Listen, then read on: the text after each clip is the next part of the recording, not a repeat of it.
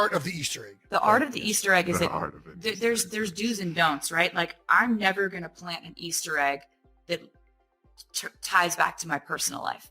It's always going to be towards music or a musical, something I'm coming up with, something I have coming up, a plan I have coming together, something that you don't know I'm saying for a specific reason that you'll hear later and you'll go back and be like, oh my God. Like, I think my favorite one of those was I was given an honorary doctorate from NYU and I made the commencement speech and I put so many lyrical Easter eggs in that speech that when the Midnights album came out after that, the fans were like, the whole speech was an Easter egg. Yeah. And that's, for me, that's really fun because they find it fun. For sure. And also just, I love numerology. I love math stuff. I love dates. I love that stuff like I find really fun. And I want Easter eggs to be a certain thing where like, if you are a part of the fandom and you want to experience like music in a normal way, then you don't even see these. You don't even care what that thing is above that doorway under that dimly lit flickering light over there that's upside down backwards in Braille. You don't need to know what that is. I love this. Yeah. But if you want to look at that, but if you do, then it's there. Yeah. Do you know what I mean? Like if you know, if you're in the know, you know. Yeah. Oh yeah. Then you know. Let's talk about something I don't know. What is numerology? You threw that phrase out there like that's a comment. What is numerology? You don't know what numerology is? I'm assuming something with numbers. Yeah, like I'm 87 and she's 13. Yeah, literally it's that simple. Just numbers. And 100. Yeah, 13 plus 87 equals 100. That's numerology. Like numbers that have a specific significance. Like, yeah, exactly. Keep it like 100? Do you not keep it 100 ever? I'm trying to.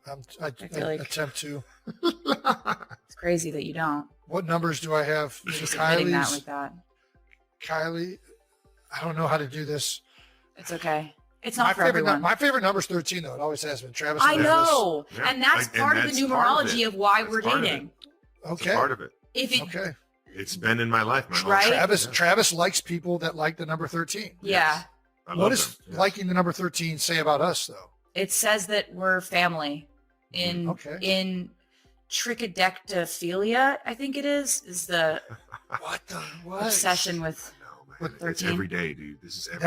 That's a real thing. You know what that means. This is every day. You know trichodectophilia. So if that's the obsession with specifically number 13 or something. I'm sorry. Yeah, triskaidekaphobia is when you hate 13. Triskaidekaphilia is when you love it.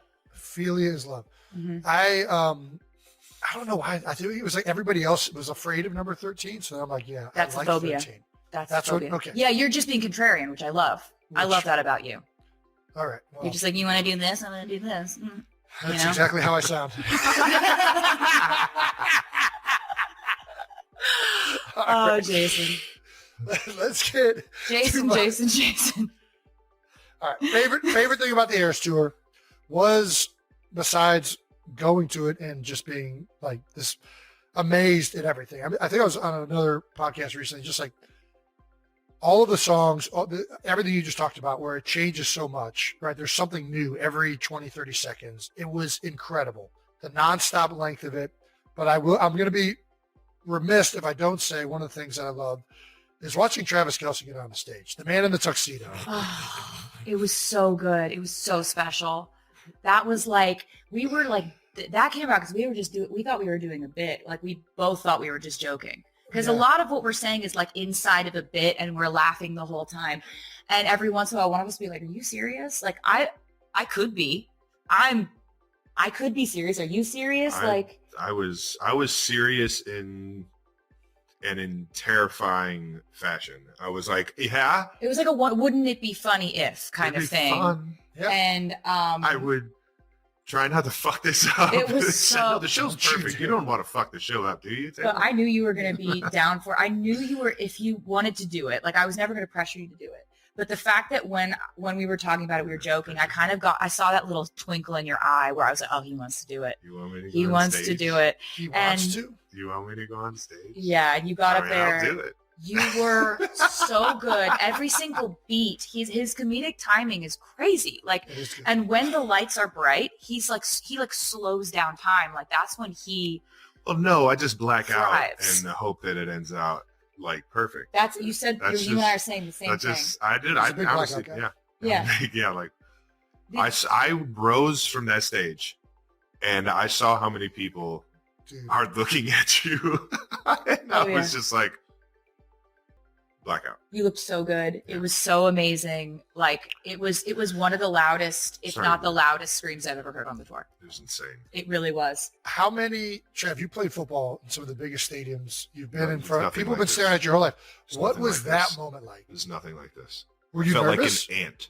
Were I you felt nervous? like the smallest piece of life ever. Like that entire stadium, the Yeah. floor. Like, what are all these people doing on the field? Holy, I didn't know this place felt like this. Oh my gosh. What is going on? I have to pick her up now. Okay, here we go. Don't drop her. Just don't drop her. Don't drop the So baby. funny Don't that drop the that baby. you were actually scared about that. You could like throw me over a mountain and like climb I the don't- mountain and listen, catch me on the other listen. side. Like Football players drop balls all the time. This It's not a. oh my god, it was so good. It was London. It was Wembley Stadium. It was. Yep. Those were such special shows. And we had just, wasn't this the week that I got to watch Jason meet the royal family? It was. It was. Yeah, I knew you were serious when I was like, Jason, do you want to go meet?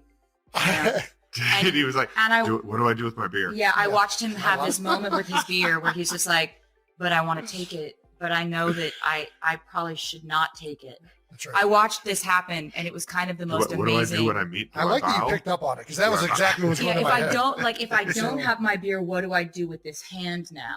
Is it like- disrespectful to have a beer when you Yeah. meet royalty? Or am I just like being authentic by having the beer? I would normally have the beer, wouldn't they want me to be myself? I'm watching you say that in your head. Yep. And it was fantastic. I don't Such know. a- I'll always such a remember fun that. memory. It was just like I'll always remember meeting you for the first time, Jason. Do we need to talk about that? That time I Yeah. did hold on to my beer. You did. What was, I guess you brought it up. What was that first impression like? Did you know I was told to be on my best behavior? I didn't know what you were told, but I did know that one of the first things I saw was like you say to Kylie, I was just shotgunning beers with the Bills Mafia and I really want to go through one of the fire tables. Yep. I want to yep. jump through it. I want to Yeah. jump onto the flaming table. And she goes, okay, can we not do that right now? Yeah, guy. And since then, I've heard her say that exact thing to your 4-year-old about like, mommy, I want to throw this pudding on the wall. Wouldn't that be Yep. fun? Can we Yep. not do it right now? That's a Jason. common phrase for And so I meet you. You're exactly as I thought you would be. Kylie is exactly as I thought she would be. Just like the realest, the smartest, the coolest. You're fantastic. Obviously, you know that. And then I swear to God, Jason, you flew through the window at light speed. I've never seen someone so big move so fast. It's impressive. It's like, you It's know when you impressive. see a cricket and it's here? Yeah. And then it's gone, and it's 16 feet that way. You're like, did it just jump up that way? How did it do that? And he gets more athletic the more the drunk more he beers. gets. I mean, it's real. It was wild. I really should have played in the NFL drunk. I It think was- it would have No, been You should, better. Nobody you know should what? ever do that. Not know. Nobody should At ever this do point, that. I would never argue with that. And all of a sudden, like, you're out there in the snow. You're handing me children through the window. I Like, was trying to. That it's was probably fully, not my best moment. it was. And like, I think it actually was. And I'm She's really like, grateful. Taylor. I was like, you want to see Taylor? I got you. Let's go. We're going in. Whose kid is that, Jason? Don't Do know. you know where this kid came from? But yeah, it was, I think it was your best moment. And I think I'm very lucky to have gotten to see it. I love this like new world that Travis has shown me because I really, Yeah. it's so fun. It's so exciting.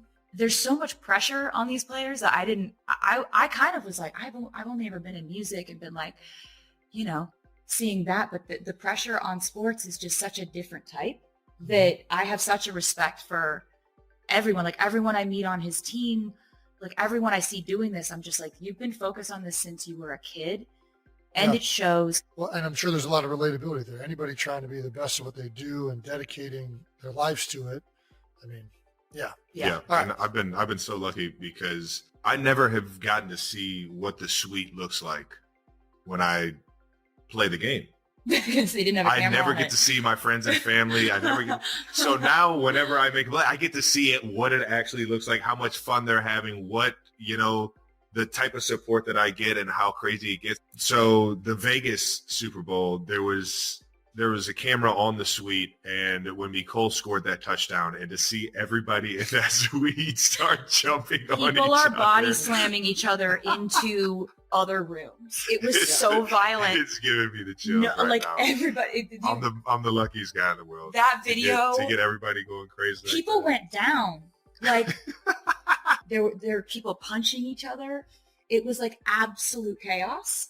And like I have every memory of that. Like every memory of that moment is intact, but it's just like screaming and thrashing around and trying not to be taken down by this undertow of your friends going absolutely I apeshit. loved every bit of it. Oh, it was so insane. I mean, the suite that is the Travis Kelce suite that has been happening.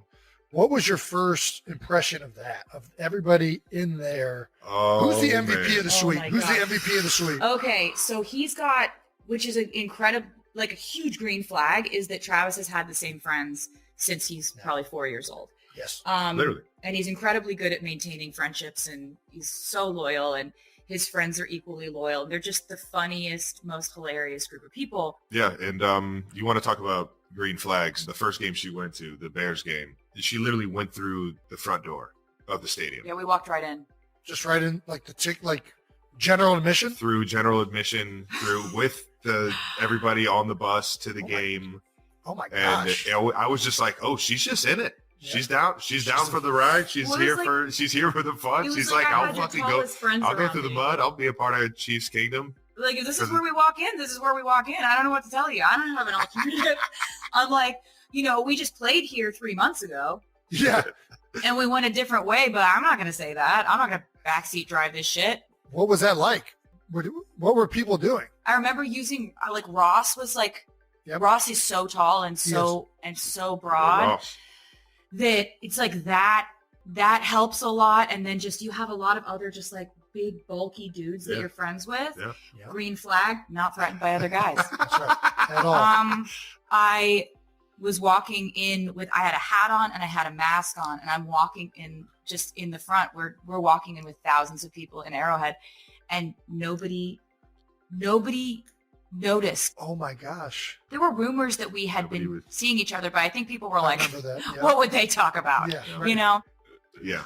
I hinted Very. on the Pat McAfee show that I was going to see if you would be willing to come see me rock the stage at Arrowhead. Yeah. Yep. Since I've Yep. Saw seen her. you make the stadium. But so nobody nice. was like, oh yeah, we're definitely gonna Yeah. see her there, and we're Nobody gonna see her believed coming me. in through general admission. No way this guy landed her.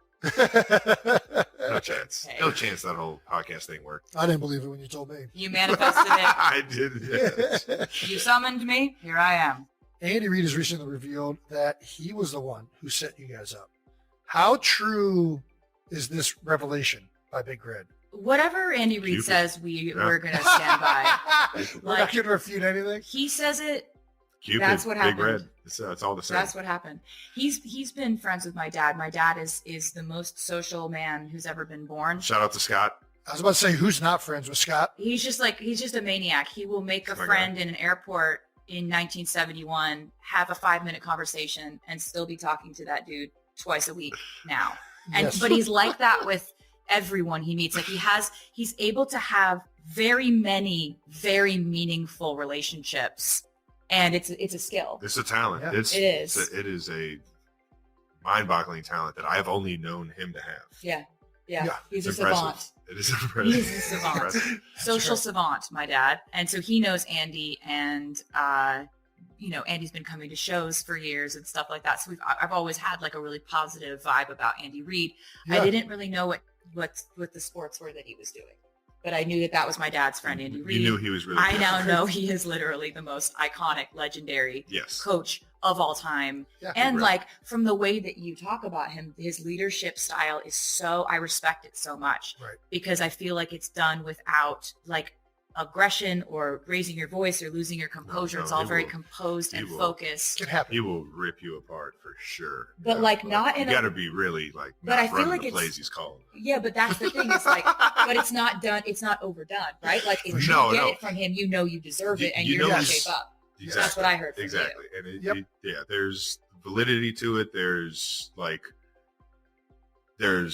such a genuine like want to get better that him getting you to like do it the right way is it's like a disciplinary thing. It's just like he wouldn't be doing it unless he saw the greatness in you or he saw your ability to get it right, and he wouldn't be doing it this way if it was any other way, if that makes sense. It does. There's a lot of heart. Yeah, there's a stoicism too, which makes the heart when he shows it to you, and I think this is what you're kind of saying, Taylor. He's so like composed and so like locked in, and then all of a sudden when he does show that little bit of like warmth, it's like, oh, there's that teddy bear. I see him. Yeah, he's funny. He's cheeky. Yeah, and then but it's like everything has a reason. Like everything is very like intentional. He's like, I feel like he like coaches and lives in a very intentional way, which I think is really awesome. And it's just like a great leadership style. Yeah. There's a layer of trust and there's a layer of like discipline where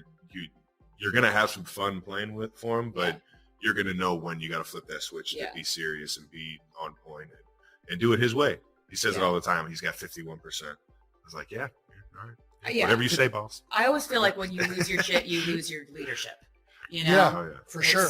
It's just kind of something I've always kind of tried to administer in what I'm doing. But he's a huge role model for that, of how he motivates people and how he does so without flying off the handle, and is just very focused on what the right thing is at the right moment.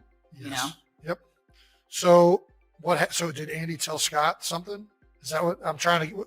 What did Andy say to Scott? I mean, okay, so when you guys did the full send on the podcast, and he was like, "You want to date me?" and everybody heard it. It was the shooting your shot heard around the world. Yes. Basically, everyone who likes you, which is a lot of people, started reaching out to everyone who knows me. There we go. I think it was like Andy was vouching for you. I think it was my relatives, my cousins were like, please, please, please. He's amazing. There were friends that were like, he's actually an amazing guy. Like, he's so great. There was a lot of kind of people whispering in my ear about you. And I actually, that's not normal. Like, it's not normal.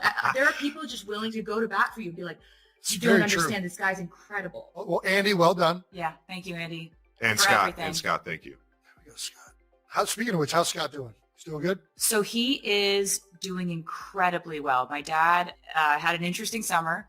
He actually had a quintuple bypass surgery, and that's a really intense surgery. Yeah. So it all happened really quick. He went in.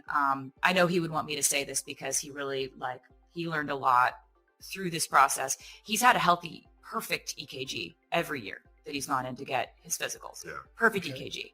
Yeah.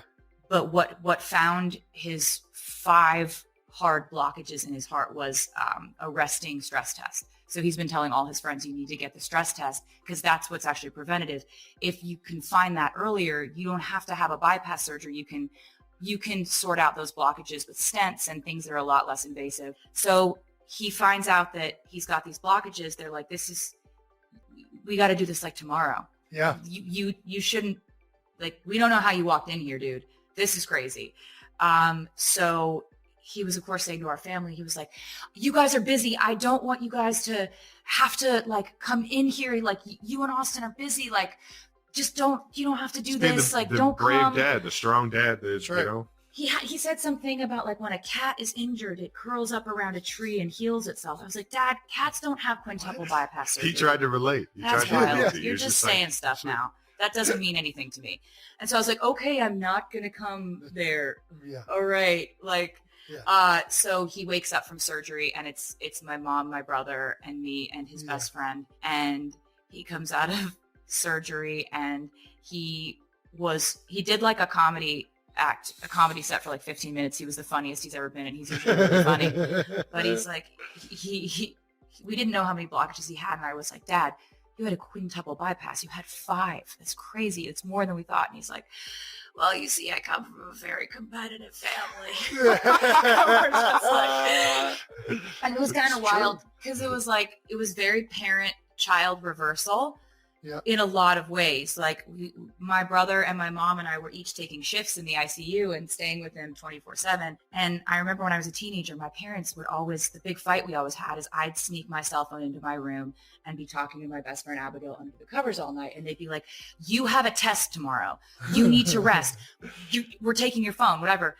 Yeah. I get to the hospital. My brother will have done the night shift, and he's like, hey, you got to take his phone. I caught him FaceTiming his friends all night. He needs his rest. He needs to be sleeping. He's FaceTiming all night. That's like one of the main things you need is you need your body to just like recover. And I'm like, I'm not taking his phone. He'll get mad. He's like, I'm not taking his phone. You got to be the one to take his phone. I'm like, I'm not doing it. My mom's like, I don't want to do it.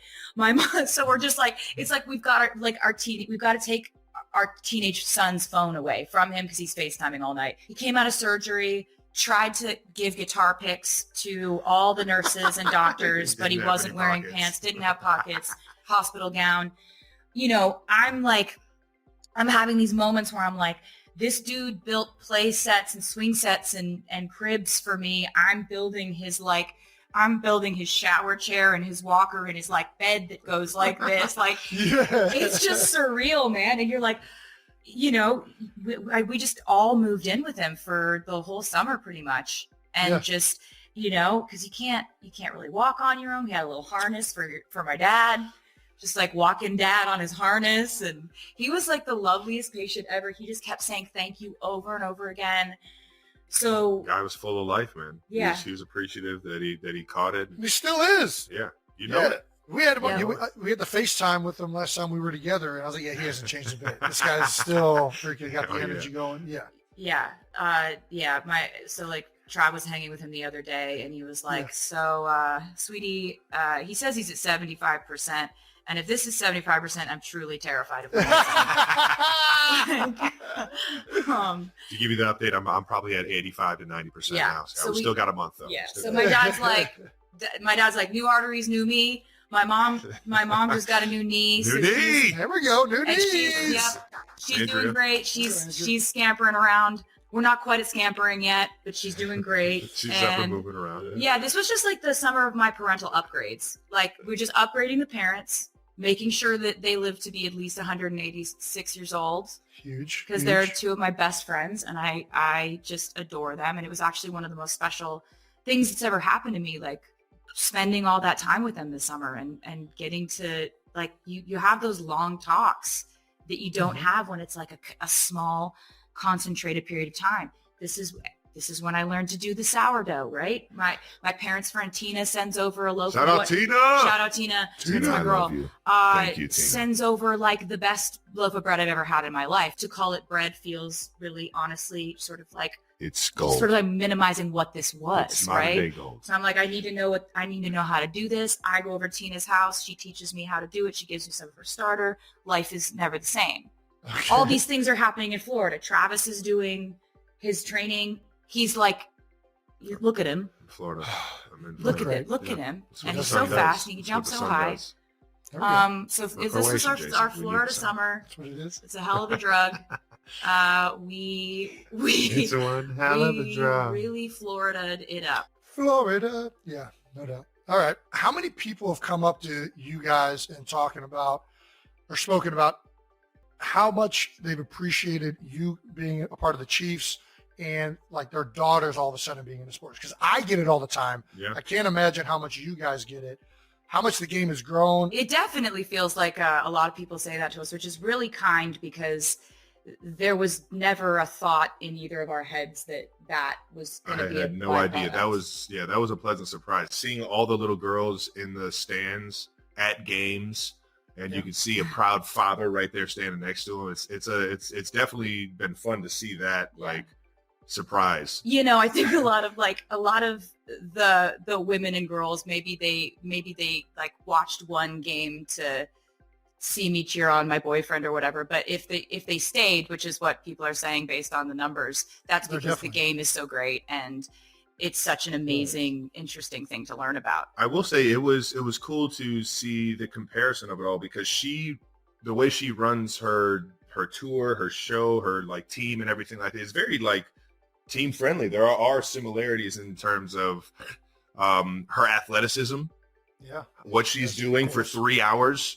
I mean, listen, I was screaming. I was screaming for 40 band. seconds during the intro, and I'm out of breath. That's what I'm saying. That's what I'm saying. But the preparation it takes to get there. We can work on that. I got a whole regimen for you. Okay. We'll get you on the tour prep. It'll be great. Perfect. The goals that you set for yourself to achieve, like it's very like there are some similarities that I thought you found like, I don't know, like fascinating that you kind of have that same regimen going into stuff. And I thought that was fun for me to at least see when I saw you on tour and saw how much of a team you guys were. On paper, like we actually kind of have a very similar job. Like our job is to entertain people for 3+ hours in NFL stadiums.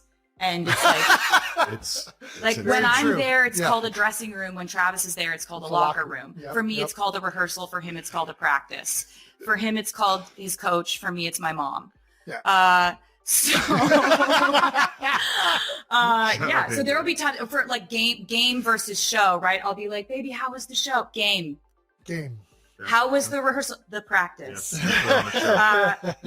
Field, stage, they're the same thing. We just call them different things. Yes, Very exactly. true. It was cool to see the comparisons and how it kind of, I don't know, both aligned. And how hard she works in the gym. We've been to the gym like numerous times, and she works harder than me every That's time. not true. That's crazy. You can like Every squat time. lift a car. Okay. He's just saying That's words. just He's genetics, just saying baby. words. That's just, But the that's good old one Kelce rep. genes. That's one rep. This is what people I can forget. stretch more. One That's rep what I of a- can do more. Yeah.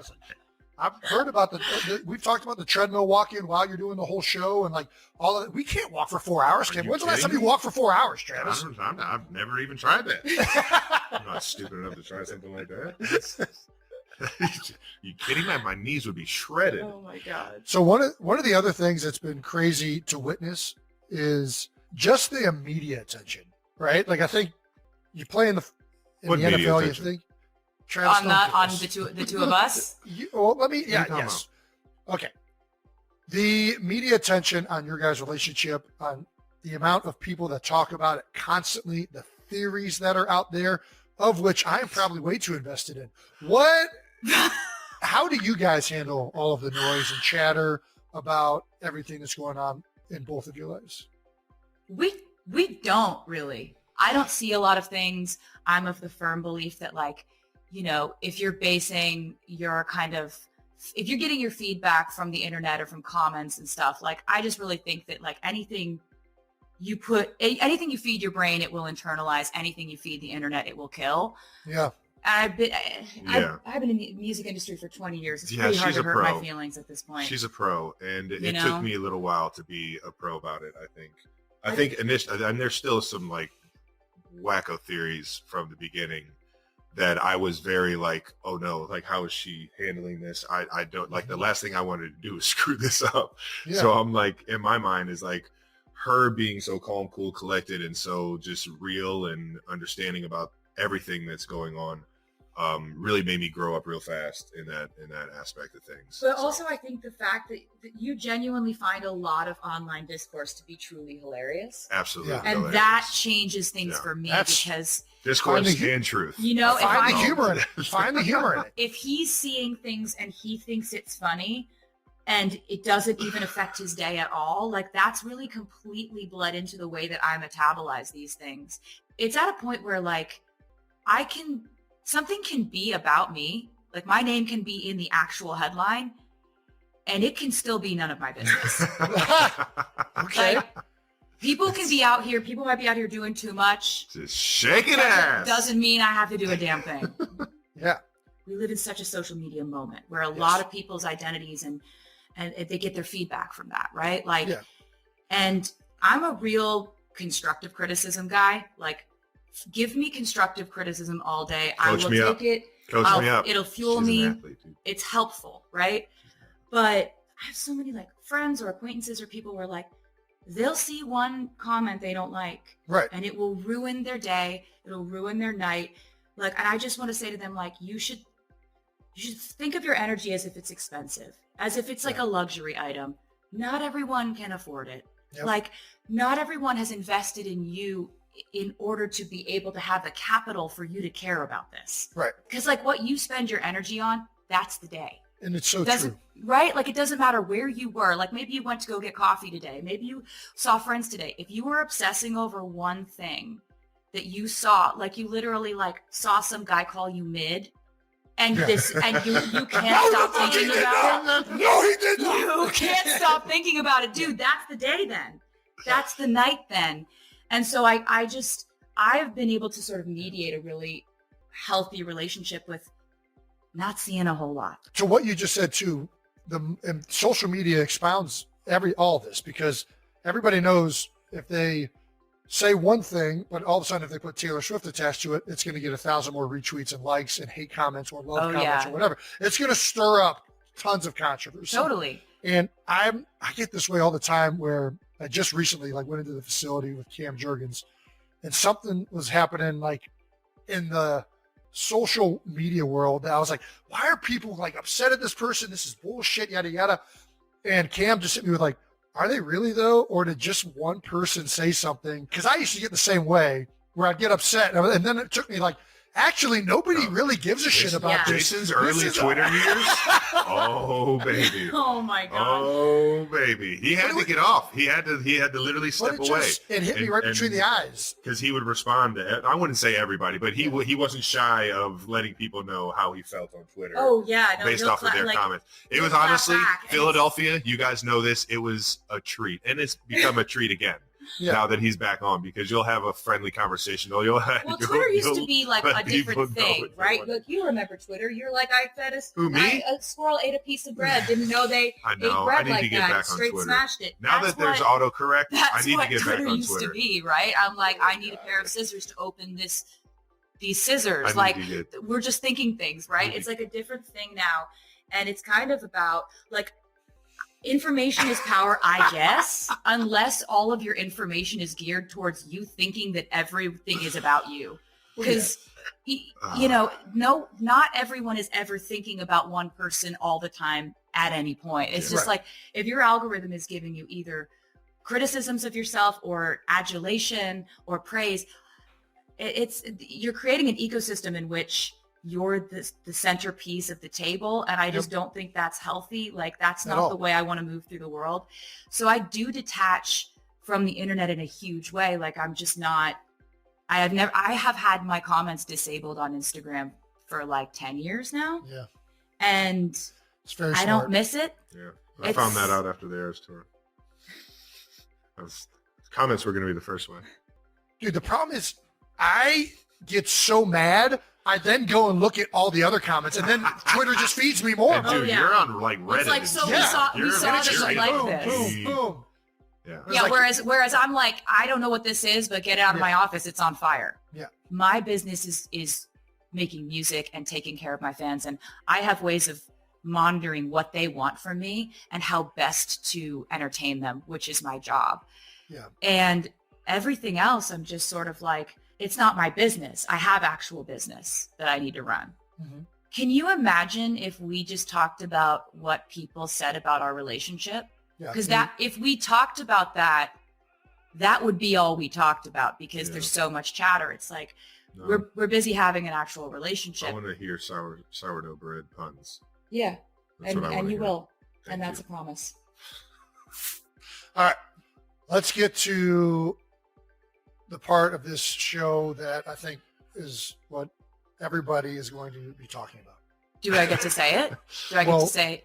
I get to say the two words. Yes. Well, I think we were going to try and. This is first what of all, you can do whatever you want, Taylor. We're not going to review. This is very much whatever. I want to work within the framework of the podcast. I'm a fan of the podcast. Typically, we would allow the guest to say new news. Yeah, I want to do it. But with Zach Brown, we had another bit that we did. I don't know if you saw. I don't know if we can get harmonized. I forgot everything that Zach taught me already. All right, let's just let the expert take care of this. Okay, I wanted to scream it. Taylor, just Travis style. Do you want me to start it or echo it? I think Taylor has a little bit of new news. New news. Yay! She's a natural. She's a natural. It was as fun as I thought it was going to be. Oh, it was everything. It was everything and more. We did talk about Easter eggs earlier. Yeah. And at the very last Eras tour, you didn't take the lift. You did not. You went upstage and exited through an orange door. Why did you change the ending? So I'm happy you mentioned I was that. about to say, Jason. Did you see that the fans noticed this? Because I was pretty proud of them for noticing that. They noticed I was surfing the internet and saw something. Yeah. So that was, Okay. I was pretty happy that they noticed that. I was like, trained them well. So basically every night of the Eras They tour, know everything happens with a reason. Taylor's a planner. She's not just a random orange door. Eggs everywhere. Just eggs everywhere. What's happening there? Why? Anyway, so I would leave the stage every night going down the elevator lift. That's how every single Eras show ended, except for the last one, where I exited through a door, an orange door to be specific. And Orange. that actually was an Easter egg. Basically, the reason why I chose to exit that way is because I kind of wanted to give a little subliminal hint to the fans that I may be leaving the Eras tour era, but I was also entering a new era. A new orange era. So I wanted to show you something. Okay. What do we got? We got A briefcase. Yep. Mint green with TS on it. Yep. What's in it? This is my brand new album.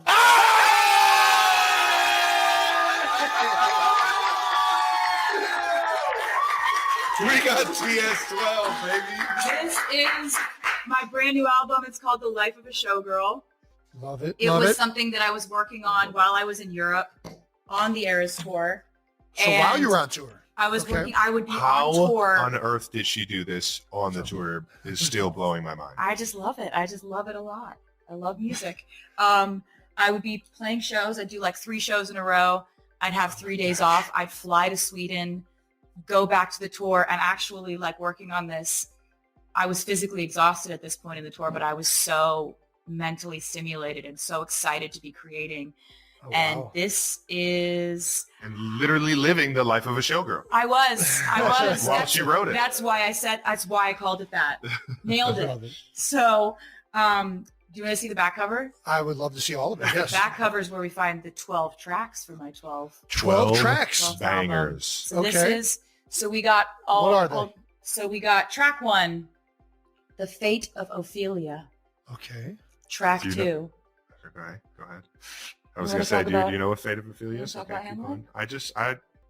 Hamlet? I don't want to get Jason all riled up. Yeah. So we can just go through the We can track. talk Okay. about it Okay. later. Yeah. Track 2, Elizabeth Taylor.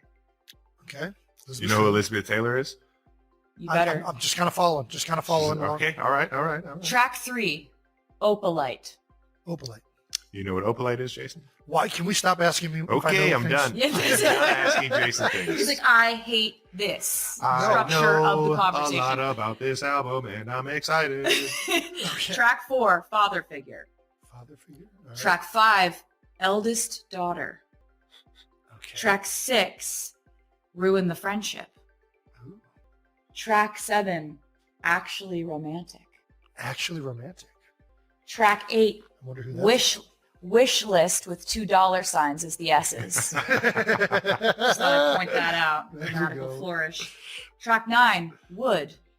Wood. Nice. Track 10, Canceled, but it's in all caps with an exclamation point at the end. That's a banger.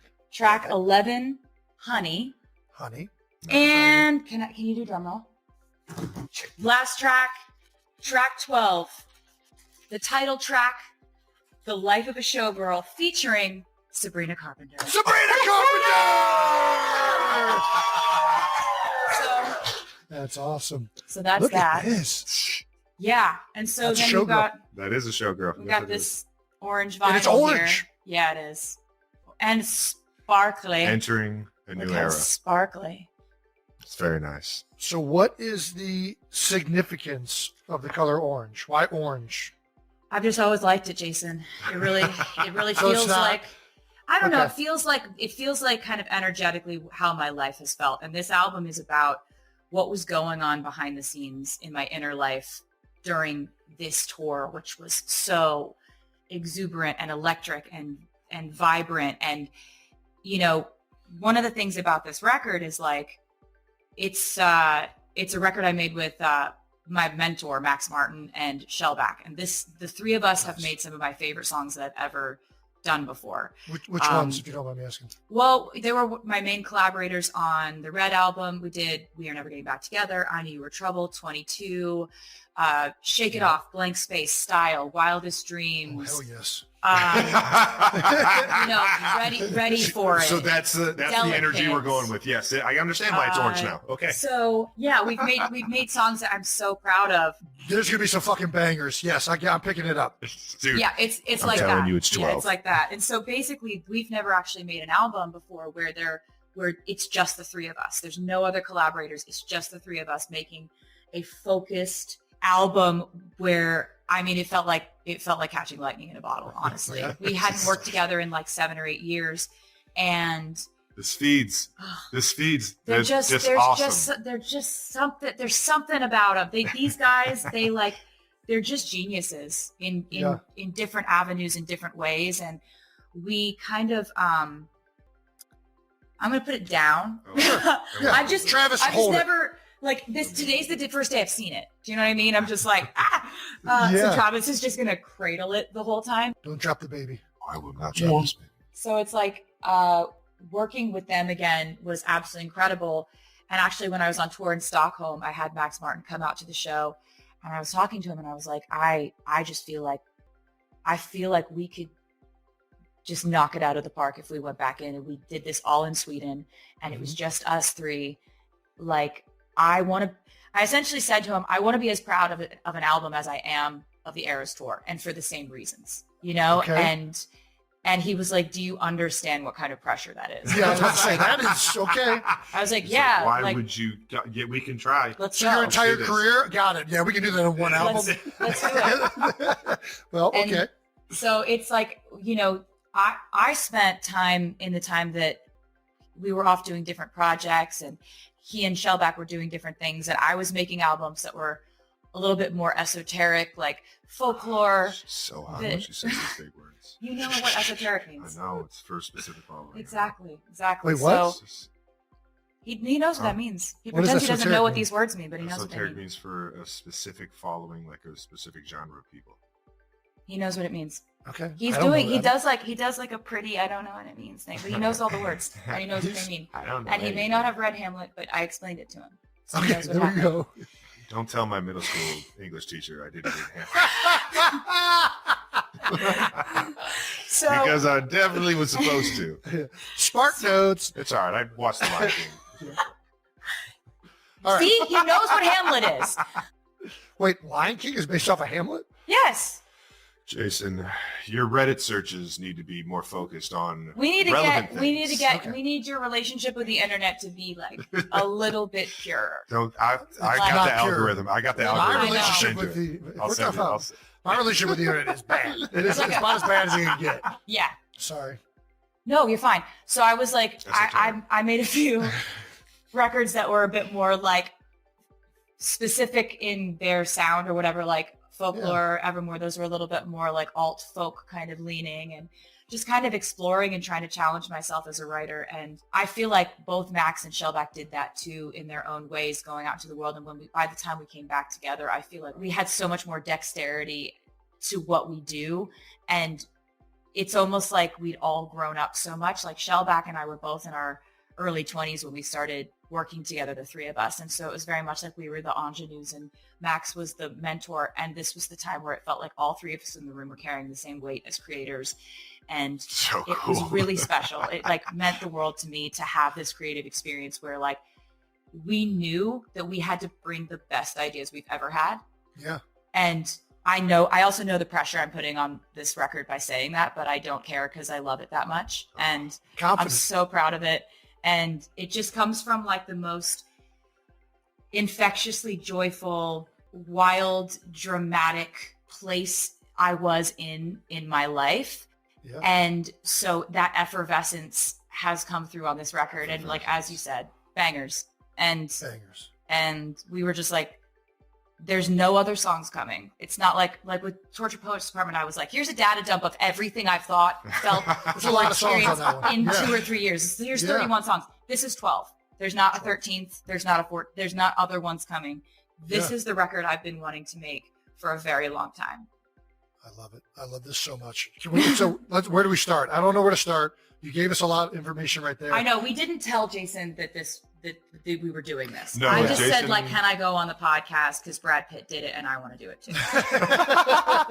And Jason was like, yes, I mean, we can make that happen. That seems like the, a valid the reason. request or the ask from either one of us was never going to come. I don't know why I would never ask you. I don't know. Yeah, Brandon still hates me because I never asked you. But I think this is Pressure way better. We waited now. till I had some stuff to say, I think. There we go. You know, I was waiting till I had like a sparkly briefcase to bring. I needed props. It took a long time to put that into production. So, Well, it is finished. And do you want to tell everybody when it's coming out? It comes out October 3rd. October 3rd. This album comes out October 3rd. It's easy Big to day. remember. It's 10/3. 10-3. Still annoying. It is also your birthday week. We got Wyatt October 2nd. We got you October 5th. And then we got Mom October 9th. So this is a good month. Yeah, I picked a good It's month. going to be a good week. You know, all It's these gonna be a good Libras out here. 10-3, 13. The opal I'm birthstones. picking up this numerology. There we go. There Right? we go. Yep. See? I knew you. Never not annoying. Always He's gonna coachable. always He's gonna try coachable. to force a 13 into the situation, and this one was right there. It was Yeah. just right there. For the photos, there are a lot more photos in this, and there's a poem in this, and basically I love the photography so much that I don't want to show it right now because I want to keep some mystery going. Love it. Because that's Half of just the fun fun. to have things to For sure. still discover. Yeah. But the photos are done by Mert and Marcus, who are two of my favorite photographers. The only time I worked with them for an album cover shoot was with Reputation, with that album. And I Ooh. loved what they did with those photos. So I called them up for this one. And I'm so happy with the way that the photos came out for this one. And it just basically was like, I was so proud of the music and so excited about this project from a creative standpoint that I was just like, all hands on deck. We're going all out. This is a full send. Like, I care about this record more than I can even overstate. Mhm. It's so much fun. And I mean, I understand what she's saying. I've been fortunate enough to hear every single song on here, so I know they're all 12 bangers. Yeah. It's a lot more upbeat, and it's a lot more like fun pop, like excitement. And Yeah, I think that's a good way to that's put a that. completely I think it's a complete 180 from a lot of the songs on Torture Poets for sure. Oh yeah. And it's just Life is more upbeat. Well, that's what I was about to say. It probably, do you find that your albums mimic everything that's happening in your personal life? Yeah, Like- definitely. Your genres that you've done are like so wide spanning between like country, pop, and then like it can get, I don't even know, Torture Poets was like so cathartic. It felt like for you probably to write those songs and to release all that. in one Definitely. release. And it was like, I have different goals with different albums. Mhm. And Torture Poets Department, my goals were strictly lyrical. Like, I felt love like every that. song was a poem. Oh, and I love that album so much from that perspective. That was strictly what I was trying to accomplish there, was just really a full catharsis. And I loved to embrace the mess of writing from that perspective, of the rawness of that. This, I have a totally different set of goals. Yeah. I always try to do something completely different if that's what I'm feeling at the moment. And I was feeling a complete pivot at this point in time. And I wanted the album to feel the way my life felt. And this completely matches the way that my life has felt. And I also wanted it to be just every single song is on this album Mhm. for hundreds of reasons. Yeah. You know, and you couldn't take one out and it be the same album. You couldn't add one and it's just right. And that focus and that kind of discipline with creating an album and keeping the bar really high is something I've been wanting to do for a very long time. I tend to love to write lots and lots of music. So it's a temptation to release lots of music. Sure. I wanted to do an album that was so focused on quality and on the theme and everything fitting together like a perfect puzzle that these 12 songs for my 12th album I feel like we achieved that, and I'm really happy about that. So you mentioned a couple of things there. First, what is the theme of the album, if you would describe it as one like theme, if that's possible? I would say it's everything that was going on behind the curtain. Okay. And then what are the goals? You said something like what would be like your main goals with this album? My main goals were melodies that were so infectious that you're almost angry at it. And lyrics that are just as vivid, but crisp and focused and completely intentional. Sure. So it's like, I feel like we actually came together in a really beautiful way, the three of us, Shellback, Max, and I, where we had a conversation about how Max was like, I loved folklore. I loved the storytelling on folklore. I don't want that to change. Like, just because we're making these infectious anthems, like, I don't want you to leave that behind. And I was like, I don't think I couldn't if I tried. So at this point, I got some stuff to say. I'm married to that kind of writing, you know? And so it was really amazing that we were able to, without doing too much overthinking, we were able to get in there, and it was just ideas flying. And all of these ideas were like, we've been waiting years to come back together and make this project. It felt really You were going to move. You are. This album is going to make you dance. Do I have to wait till October 3rd? Yes, you do, Jason. God damn it, this is unfair. We don't trust you at all. Yeah, I mean, honestly, smart. I completely get it. The artwork. How do you settle on a front piece of like artwork for an album? This represents the end of my night. Okay. Right? So like when I'm on tour, I have the same day every single day. It's another reason why we have a very similar life. His game days are the same days every day. His practice days are the same every day. His meetings, his schedule. My show days are the same every single day. I just happen to be in a different city.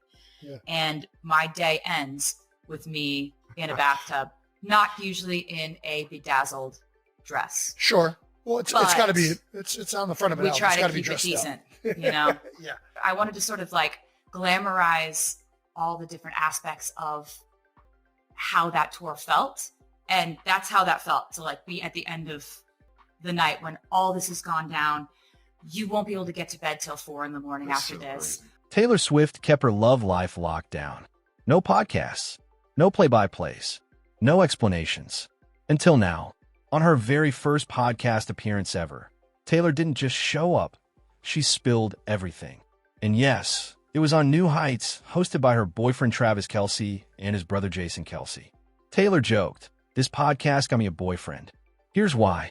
Back in 2023, Travis went to Taylor's Eras tour in Kansas City.